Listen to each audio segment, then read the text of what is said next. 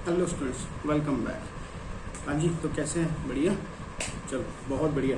अच्छा, आज हम चैप्टर शुरू करने जा रहे हैं, is matter around us pure, यानी चैप्टर नंबर 2 साइंस का है।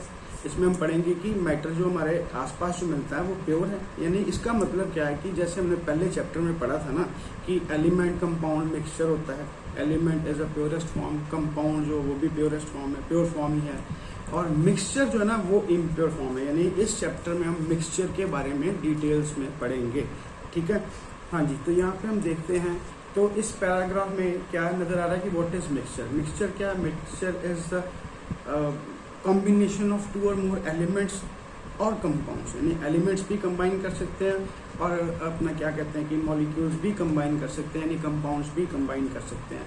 तो इस हिसाब से मिक्सचर जो है वो दो तरह के हो जाएंगे। यहाँ पे लिखा हुआ टाइप्स ऑफ मिक्सचर दो तरह के हो जाएंगे। कौन कौन से हो जाएंगे देखते हैं, देखिए। यानी यहाँ पे आ जाएगा कि types of mixture. Types of mixture कौन कौन से हो जाएंगे? एक तो हो जाएगा होमोजेनियस मिक्सचर एंड एक हो जाएगा हेट्रोजेनियस। ठीक है जी, होमोजेनियस और हेट्रोजेनियस। मीनिंग जो है हमने अभी जो पढ़ना है वो क्या है कि होमोजेनियस मिक्सचर क्या है और हेट्रोजेनियस मिक्सचर क्या है। कैसे देखते हैं, देखिए एग्जांपल के साथ चलते हैं, ठीक है। पहले हम ना एक बीकर लेते हैं, ठीक है। उसमें हमने पानी डाल दिया। पानी डालने के बाद इसमें क्या डाला है कि वाटर। अब इसमें थोड़ा सा ना नमक डाल देते हैं, नमक, ठीक है। इसको अच्छी तरह से मिक्स कर लिया, ठीक है। अब देखा जाए तो इसमें से नमक हम देख सकते हैं? नहीं देख सकते, यानी कि इवनली मिक्स हो गया है। यानी आप एक स्ट्रॉ लें, कोल्ड ड्रिंक पीने वाली स्ट्रॉ, यहाँ से सिप करें, ठीक है, या यहाँ से सिप करें, एक ही बराबर का नमकीन होगा। इसका मतलब क्या है कि जो सॉल्ट है ना, सॉल्ट वो इवनली डिस्ट्रीब्यूटेड है, इवनली डिस्ट्रीब्यूटेड है, ठीक है। इसका मतलब क्या है कि जो वो मिक्सचर जिसमें सॉल्यूट और सॉल्वेंट, जिसमें सॉल्यूट और सॉल्वेंट जो है वो इक्वली मिक्स हो जाते हैं, उनको क्या बोलते हैं हम? Homogeneous mixture. The mixture whose composition remain constant throughout the mixture, ठीक है। कि जिसमें जो उसकी कंपोजिशन है, मतलब कि जो ये कंपोजिशन बनाई है, यानी सॉल्ट एंड वाटर कितना कितना लिया है, ठीक है। मान लो 100 ml वाटर है, उसमें 10 ग्राम से सॉल्ट डाल दिया है, या 500 मिलीलीटर वाटर है और उसमें 20 ग्राम सॉल्ट डाल दिया, यानी कि जो भी उसकी कॉन्सेंट्रेशन है यानी कॉम्पोजिशन है वो क्या आ जाएगी? इक्वली डिस्ट्रीब्यूटेड है, ठीक है। क्लियर, समझ आई कि इक्वली डिस्ट्रीब्यूटेड का मतलब क्या है? क्लियर, चलिए ठीक है। नेक्स्ट देखते हैं। नेक्स्ट एक और एग्जांपल लेते हैं। हम देखते हैं कि एक बीकर लिया, ठीक है। इस बीकर में हमने वाटर डाला। अब नमक की जगह हमने क्या डाल दिया? इसमें थोड़ी सी रेत डाल देते हैं, यानी सैंड, ठीक है। अब इसको मिक्स कर लिया, जितना मर्जी मिक्स कर ही जाओ, जितना मर्जी मिक्स कर लो। क्या ये सैंड वाटर में इक्वली डिस्ट्रीब्यूट होगी? नहीं होगी, यानी ये नीचे बैठ जाएगी। ऊपर ऊपर पानी होगा, नीचे नीचे सैंड होगी। इट मीन्स कि इसकी डेफिनेशन क्या बन जाएगी? किसकी? इस तरह के मिक्सचर को हम बोलते हैं हेट्रोजीनियस मिक्सचर, ठीक है। और इसकी डेफिनेशन क्या हो जाएगी? The mixture whose composition does not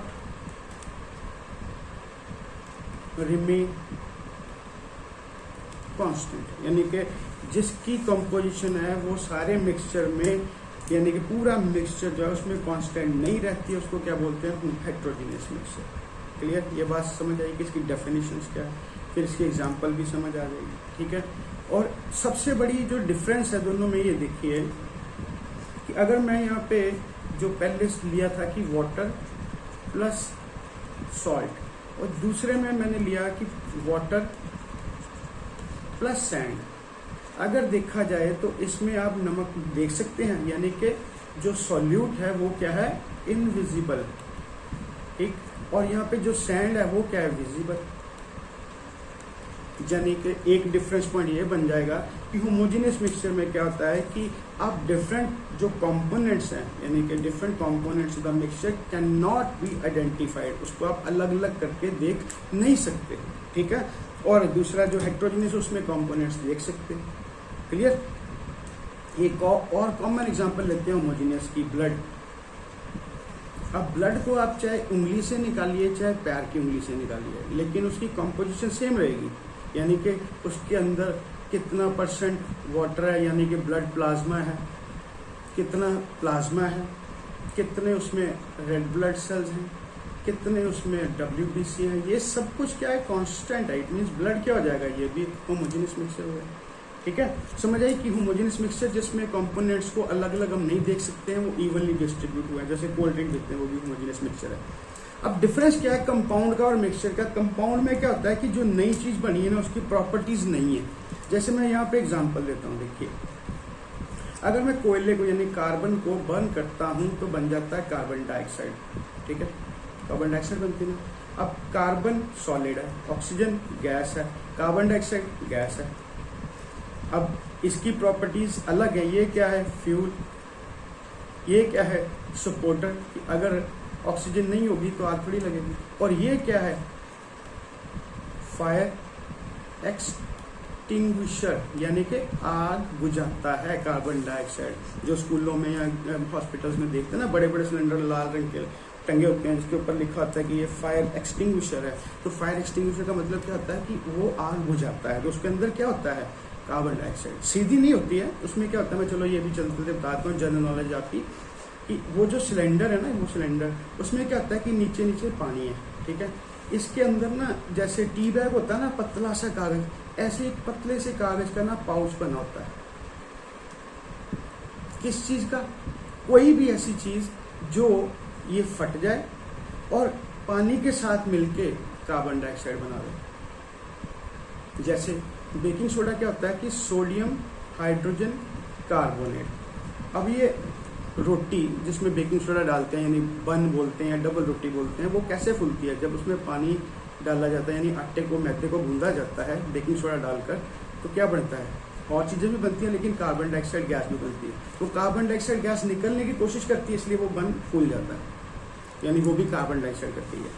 इससे ये मैंने एग्जांपल क्यों बोली है, वो इसलिए बोली है कि जो ये पाउच होता है ना, इसमें बेकिंग सोडा और थोड़ा सा नमक डाला हुआ होता है। ये जब इसको हिलाते हैं, कभी देखा होगा पिक्चर्स में या कभी आसपास या कभी कहीं पे भी देखा हो, या सीरियल में, टीवी में, कि जब वो फायर होती है, उसको बुझाने के लिए सिलेंडर पकड़ते हैं, तो सबसे पहले क्या करते हैं, उसको शेक करते हैं अच्छी तरह। शेक करने का मतलब क्या है कि वो टी बैग जो है ना फट जाता है, पानी में मिक्स हो जाता है, कार्बन डाइऑक्साइड गैस जो बननी शुरू हो जाती है। उसके बाद ये नोजल से हम कार्बन डाइऑक्साइड बाहर निकालते हैं, तो वो आग बुझाती है, ठीक है। यानी कार्बन डाइऑक्साइड की प्रॉपर्टी क्या है, वो आग बुझाती है। ऑक्सीजन का क्या है कि आग लगाती है, और कार्बन क्या है कि जलता है, यानी आग लगती है। इट मीन्स कि ये जो चीज़ बनी है दोनों के मिक्स होने से, तो ये क्या बन गया, ये तो कंपाउंड हो गया ना, फिर जिसकी नई प्रॉपर्टीज बन गई, प्रॉपर्टीज ही नहीं होगी, ठीक है। और अगर हम देखें कि मिक्सचर की बात करें, तो अगर मैं वही एग्जांपल लेता हूँ कि वाटर है और सॉल्ट है, ठीक है, ये क्या है, मिक्सचर। मैं ये नहीं कह रहा हूँ कि होमोजेनियस हेट्रोजेनियस की बात नहीं कर रहा हूँ, ये सिंपल बोल रहा हूँ कि मिक्सचर है। अब अगर आप नींबू पानी पीते हैं, ठीक है, हम नींबू पानी पीते हैं, चाहे वो कैसा भी हो, मतलब कि नींबू पानी में क्या हो जाएगा कि इसकी जो पानी है वो उसकी बेनिफिट अलग है, सॉल्ट के बेनिफिट्स हैं, नींबू के बेनिफिट्स हैं। इट मीन्स कि उनकी सबकी प्रॉपर्टीज खत्म होकर नई प्रॉपर्टीज नहीं बनी, उन्होंने अपनी प्रॉपर्टीज को कैरी ऑन किया है। समझ आई बात में कि होमोजेनियस और हेट्रोजेनियस मिक्सचर जो है क्या होता है। क्लियर, चलिए ठीक है। ये होमवर्क का क्वेश्चन भी होगा, मैं लास्ट पे लिखूंगा भी होमवर्क क्या है आपका।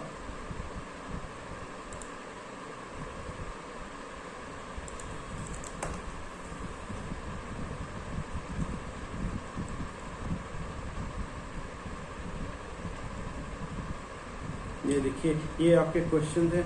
कि what is meant by pure substance यानी एलिमेंट जिसमें सारे एटम्स एक ही तरह के होते हैं। दूसरा क्या है कि list the points of differences between homogeneous and heterogeneous. 4 points तो मैंने खुद बोले हैं, वीडियो को बार बार सुन के आप लिख सकते हैं। अगर फिर भी क्लियर नहीं होता तो आप बुक की हेल्प ले सकते हैं, बुक आपके पास है। ठीक है जी।